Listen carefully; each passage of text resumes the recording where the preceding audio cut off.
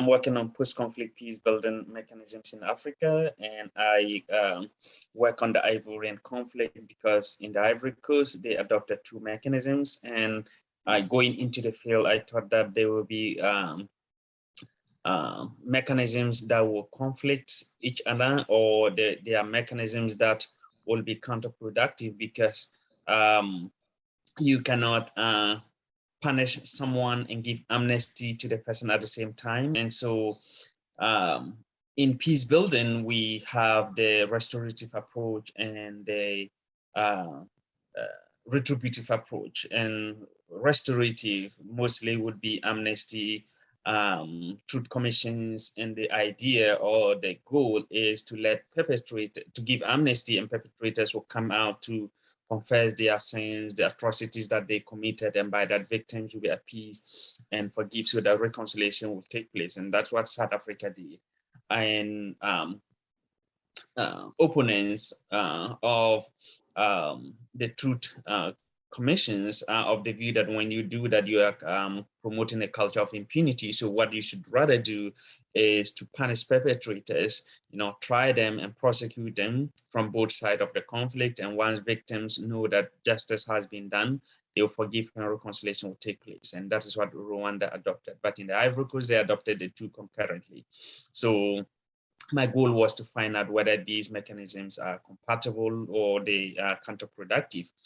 But when I went to the field, I realized that it was the implementation process in the Ivory Coast that was flawed and not the mechanisms being incompatible. It's very important that in the international community, anytime they intervene in conflict, they should take into consideration the local dynamics, the power relations, and the knowledge systems of the people to incorporate. I'm currently working on a paper that is hybrid peace building.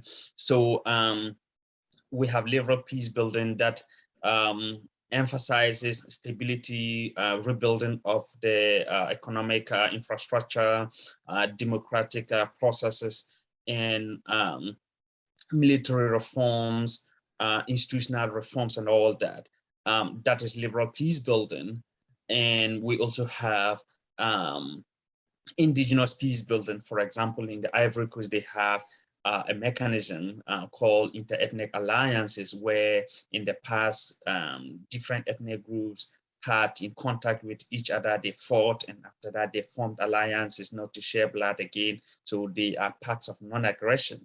Now, some of these local mechanisms are not able to adapt to contemporary conflict, whereas liberal peace building sometimes also does not take into consideration the knowledge systems of the people. And so both of them have their strengths and weaknesses. And so what I'm proposing to policymakers is that you look at the two mechanisms and take the strengths of each side and then build a synergy for peace building, so that once you have that in place, the people will feel that they own the process and not something that is alien to them, is not something that is brought outside, and they are not familiar with it.